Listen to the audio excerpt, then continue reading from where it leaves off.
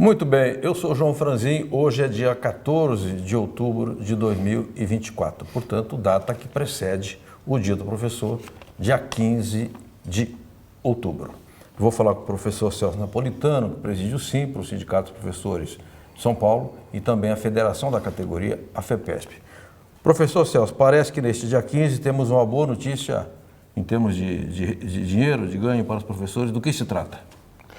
Então, Franzin, muito prazer estar com você aqui, muito prazer estar com todos e todas da categoria de professores e professoras de escolas privadas do estado de São Paulo e particularmente aqueles que são representados e representadas pelos sindicatos, 26 sindicatos integrantes da FEPESP, o que representa 80% do professorado de escolas privadas do estado de São Paulo.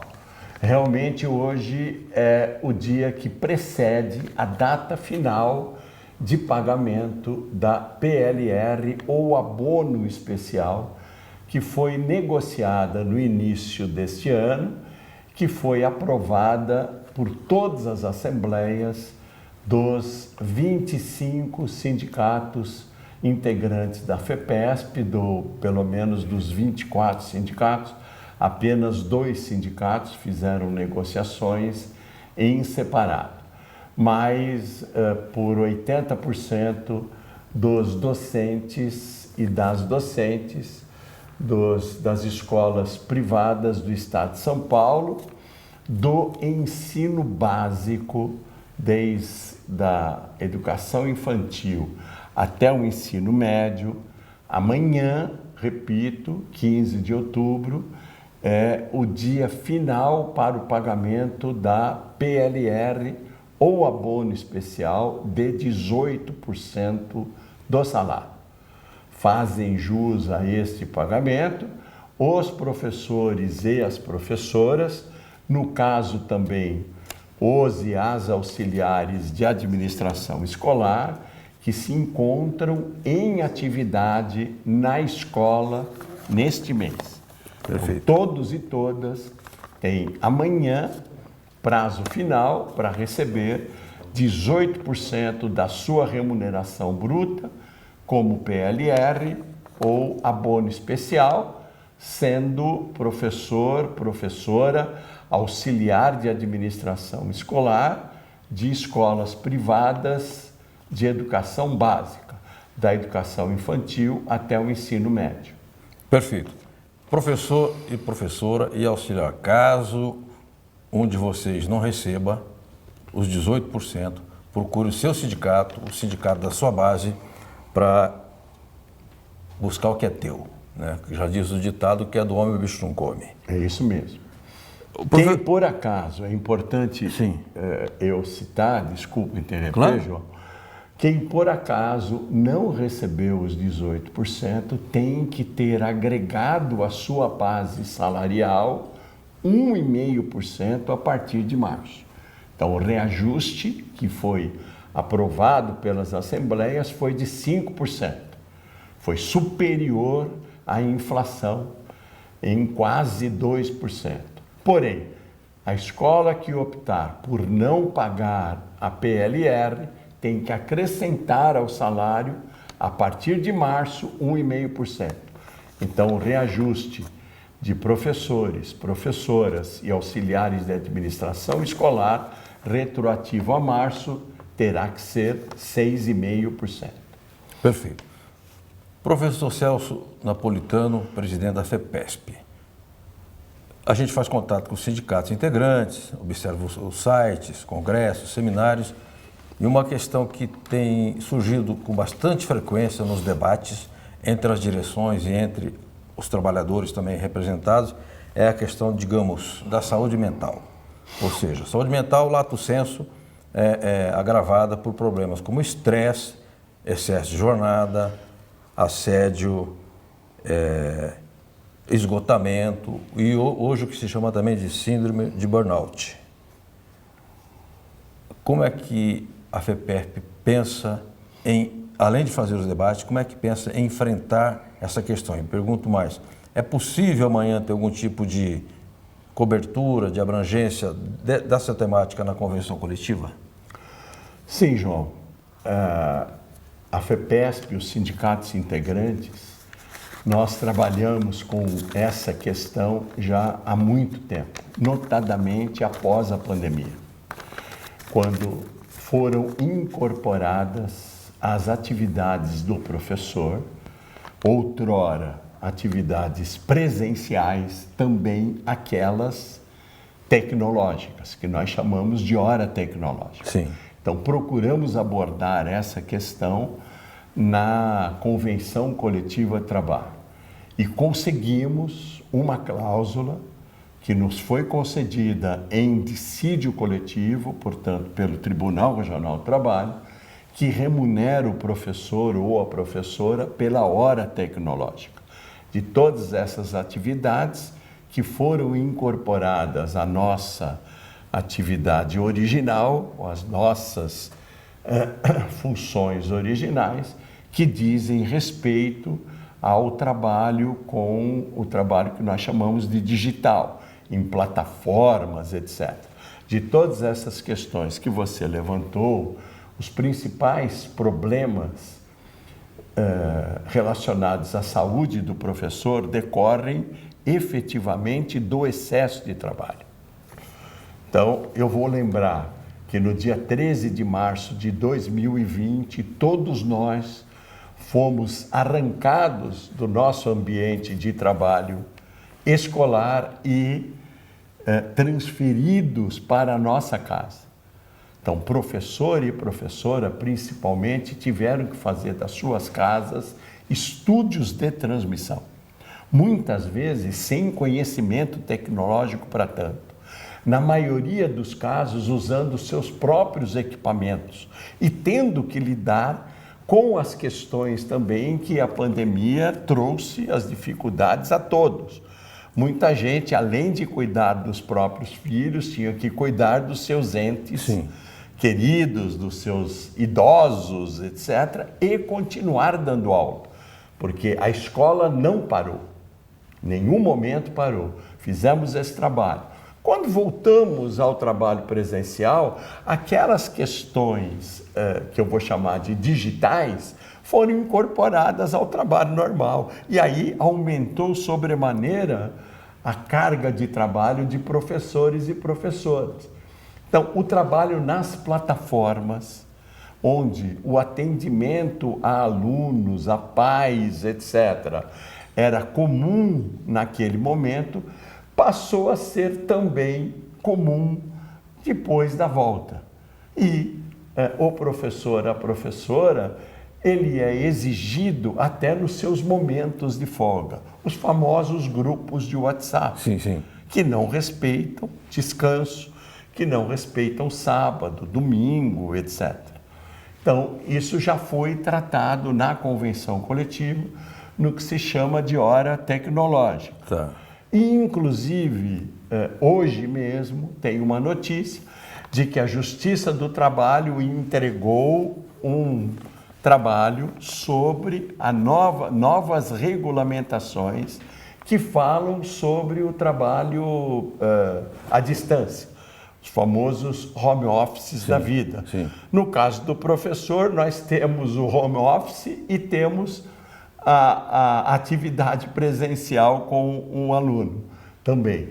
Então, isto também está sendo incorporado no geral, porque a maldita, entre aspas, reforma trabalhista ampliou essa questão para o teletrabalho, mas não trouxe uma regulamentação que protegesse o trabalhador dessas questões. Então, isso tem sido tratado na convenção coletiva. E este ano, principalmente, nós também tratamos de um excesso de trabalho que foi levado ao professor pela questão da inclusão. As escolas particulares são obrigadas, e nós apoiamos isso, aceitar todos os alunos com as suas diversas especificidades, diversas patologias. Ocorre que essas escolas não se instrumentalizaram para isso, não criaram núcleos de atendimento. Basicamente, transferiram aos professores e às professoras o trabalho com as crianças, os jovens, que têm diversas patologias, que têm diversas especificidades. Nesta convenção coletiva, nós tratamos da remuneração de atividades, provas e trabalhos adaptados para esses alunos. Perfeito. Na verdade, nós não queremos ganhar a mais, nós queremos trabalhar menos. Mas se somos exigidos a trabalhar mais, teremos que ser remunerados por isso. E certamente na próxima negociação nós vamos tratar de outros assuntos que envolvem as questões de excesso de trabalho que produzem os principais danos à saúde mental dos professores e das professoras. Perfeito. Professor Celso, eu acompanhei este ano reuniões desde o Consind de 20 de janeiro, depois assembleias e reuniões da campanha salarial, né? Que neste presente ano, tratou de temas econômicos. A campanha que se avizinha tratará de assuntos econômicos e do conjunto da convenção coletiva. Agora, quem vai para o mar tem que se preparar na terra, já diz o ditado. E me parece que no dia 9 de novembro haverá aqui o Consind, que é quando se reúnem as direções numa espécie de congresso para debater a conjuntura e traçar metas para a campanha salarial do ano que vem. E da negociação coletiva, porque aí entram os outros itens que não são econômicos. Então, eu queria saber se está confirmado o Consind e qual vai ser, digamos, a orientação geral para fazer uma campanha forte no Estado de São Paulo. Então, João, é importante e agradeço a oportunidade que você me dá de falar sobre essa questão. O Consind, que é o Conselho Sindical, é uma instância federativa, uma instância da federação que, na verdade, é um congresso em miniatura. O congresso da entidade ocorre a cada 4 anos e é um congresso eleitoral. No caso da FEPESP, o congresso dos professores será realizado em 2025. Porém, obrigatoriamente, estatutariamente, a cada 2 anos ou extraordinariamente, como ocorreram nesses últimos anos, nós podemos convocar um congresso, que eu repito, em miniatura, em menores proporções, que é o chamado Conselho Sindical ou Consind, onde são eleitos nas diversas assembleias dos sindicatos integrantes, proporcionalmente ao número de associados, delegadas e delegados da base para discutirmos assuntos que dizem respeito à categoria, principalmente, no caso, a preparação para as campanhas salariais. Neste ano de 2024, nós realizamos o Consind em janeiro e neste mesmo ano agora realizaremos o Consind em novembro. E por que se antecipou? Então, houve a antecipação do Consind, na verdade, por uma discussão que, desde o último Consind e da última campanha salarial, tem sido levado numa outra instância federativa, que é o Conselho de Entidades Sindicais, que é o chamado CONE. Sim. A federação tem uma característica, me parece que é uma das únicas entidades federativas que tem essa instância onde não só a diretoria eleita participa, mas todas as diretorias e as entidades sindicais também participam, deliberando e discutindo vários assuntos do dia a dia, que é o Conselho de Entidades Sindicais, ou o CONES. Nestas discussões, chegamos à conclusão que, para este ano, nós deveríamos convocar e nos preparar antes do próximo ano para a campanha salarial, por vários motivos. O principal deles é que todas as categorias que são representadas pelos sindicatos integrantes têm a perspectiva de negociar a renovação das normas coletivas. Sim.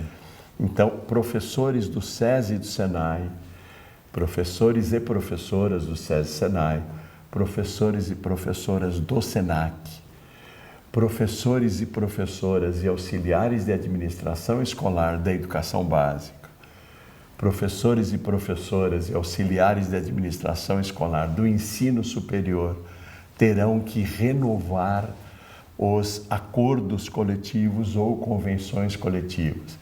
Em 2024, nós tínhamos garantida a convenção coletiva integral, tanto do ensino superior quanto do SENAC, e 80% da convenção coletiva do ensino básico. Sim.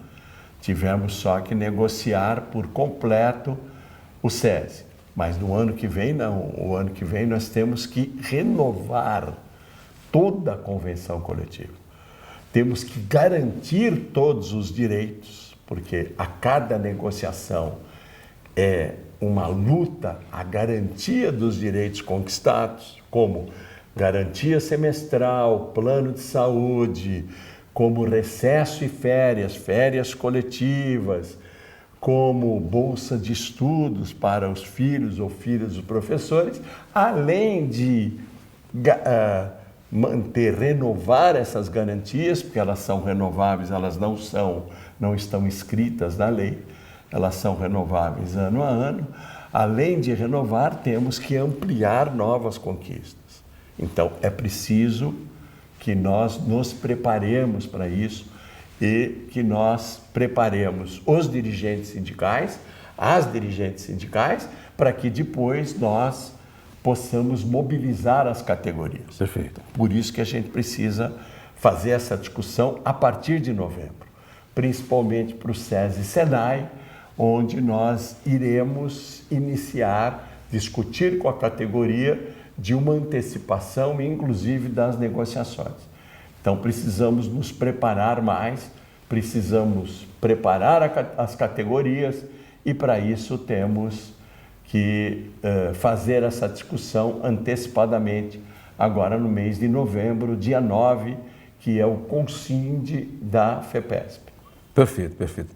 Professor Celso, a gente, por meio de leitura de jornais, vê a economia brasileira está crescendo, mas me parece que o segmento da educação, o segmento privado, está apresentando um crescimento maior, né? Eu vejo suplementos publicados na Folha, grandes colégios dando conta da sua expansão, enfim, há uma ofensiva até publicitária, digamos assim, das grandes corporações de ensino no setor privado. Então, eu queria saber se, da sua parte, você faz a avaliação de que o segmento está em crescimento, se estando, em que medida esse fato ajudará na campanha salarial 2025? Pois bem, João, essa é uma das questões que nós teremos que enfrentar. Estamos enfrentando já há algum tempo no ensino superior, onde as grandes corporações mercantis, com ações negociadas, inclusive nas bolsas de valores do exterior, assumiram grande parte das instituições educacionais.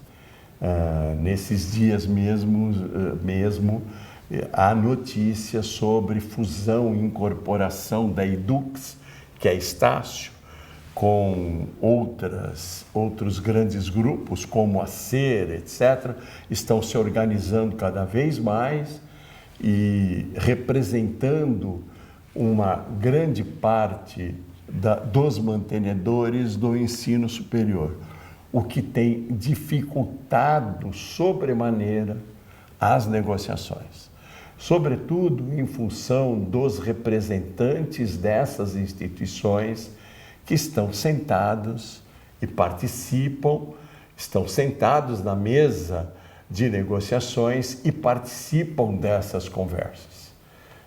O interesse dessas pessoas é exclusivamente o lucro.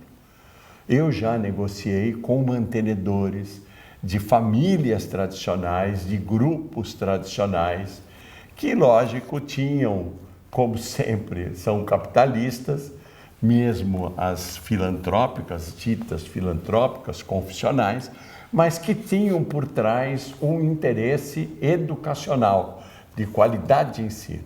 Essas instituições, o único interesse dos representantes dessas instituições é pelo lucro. E aí a dificuldade da negociação é cada vez maior. Isso está acontecendo agora também no ensino básico. Olha.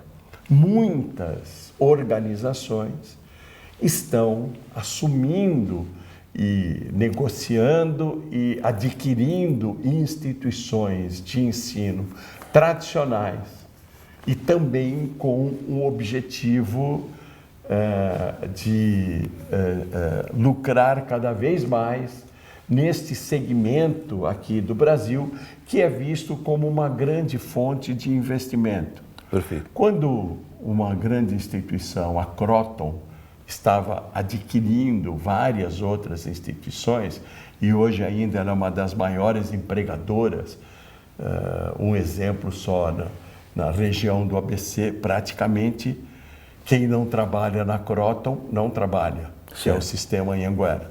As outras instituições, a Metodista está em recuperação judicial, e há outras instituições que são fundações municipais. Para ter uma ideia do monopólio que está sendo exercido em grande parte da educação. Mas o CEO, naquele momento, que hoje é o presidente do conselho da Cogna, que é a holding que está por trás da Croton, é a Anhanguera, dizia, olha, nós temos interesse em investir nas instituições de ensino, porque nós teremos 4 anos de clientes cativos. Sim. Porque basicamente quem entra na universidade sai formado. Sim, sim. Okay? Mas é interessante também nós olharmos para a educação básica, porque aí nós teremos 12 anos de cliente cativo, desde a pré-escola até o ensino médio. E é o que estão fazendo. Né? Então, grande parte das instituições agora, desses grandes grupos, fundos de investimentos ou escolas do exterior, grande parte está investindo na educação básica, o que nos trará uma nova relação de trabalho. E para isso, como eu disse, temos que nos preparar e temos que nos organizar. A parte disso, nós temos ainda aquelas pequenas escolas de educação básica que funcionam em todo o estado de São Paulo. São 11 mil escolas, João, desde creche até ensino médio. Só no município de São Paulo são perto de 3 mil escolas de educação básica, que também temos que atender a essas diversas realidades de professores que trabalham e professoras que trabalham nesse segmento. Então, é uma dificuldade a mais que está sendo colocada nas nossas negociações. Perfeito. Nós estamos falando com o professor Celso Napolitano, que preside o Simpro São Paulo e também a FEPESP, e tratando, evidentemente, de um assunto extremamente complexo, que é a educação, que é o mercado de trabalho da educação, que são as relações de trabalho no campo da educação privada, e agora com a expansão dos grandes grupos que buscam lucro e escala, né? Como bem disse aqui o professor. Então, eu só quero voltar ao Consinde do dia 9, fazendo aqui um rebote aqui no assunto que nós tratamos, para não andar em linha reta. Quer dizer que essa questão do crescimento, da expansão, dessa forma agressiva com que esse segmento, esses grupos atuam no mercado, isso está pautado para o Consinde. Sim, tudo está pautado para o Consinde. É por isso que nós convocamos o Conselho de Entidades Sindicais, depois a diretoria executiva da FEPESP, deliberou pela convocação do CONCINT, porque é um momento que nós teremos de discussão durante um dia todo com representantes das bases de todos os sindicatos integrantes para organizarmos as negociações e as campanhas salariais do próximo ano, que sempre ocorrem de maneira unificada, é bom a gente lembrar, mediante a coordenação da FEPESP. Perfeito. São Paulo é um dos poucos estados, se não o único estado de todo o país, que tem um texto único de convenção ou acordo coletivo para o estado de São Paulo inteiro, praticamente inteiro. Hoje nós podemos dizer 80% da base de professores e 60% de auxiliares de administração escolar. Por quê? Porque o conjunto de entidades sindicais integrantes da FEPESP é representado na mesa de negociações de maneira unitária e unificada sob a coordenação da federação. Então, é no CONCINT que nós vamos planejar o que vai ocorrer para o ano de 2025. Quero agradecer muitíssimo ao professor Celso Napolitano, com quem nós conversamos aqui, e como professor, bom professor que é, fala com clareza, profundidade e entendimento das complexidades do setor da educação, né, e do mercado, né, privado, e desejando aqui a todos os professores, professoras e auxiliares de administração escolar que tenham êxito nas suas atividades profissionais e, em havendo problemas, o pronto-socorro é o sindicato. Eu agradeço essa oportunidade, João, e eu insisto nesse último recado que você deu. Procurem professores, professoras e auxiliares a comunicação com o seu sindicato de base. Lá você vai encontrar as notícias referentes ao que o CONCIND vai deliberar e também lá você encontra o porto seguro para suas denúncias, para suas reclamações e para suas queixas. Atendam às convocações, às assembleias dos sindicatos, porque são nas assembleias que a pauta de reivindicações ou as diversas pautas de reivindicações serão construídas. Nós, dirigentes sindicais, queremos ouvir sempre as vozes e as sugestões, principalmente as reivindicações de toda a categoria. Muito obrigado por mais essa oportunidade. Muito obrigado, até a próxima entrevista.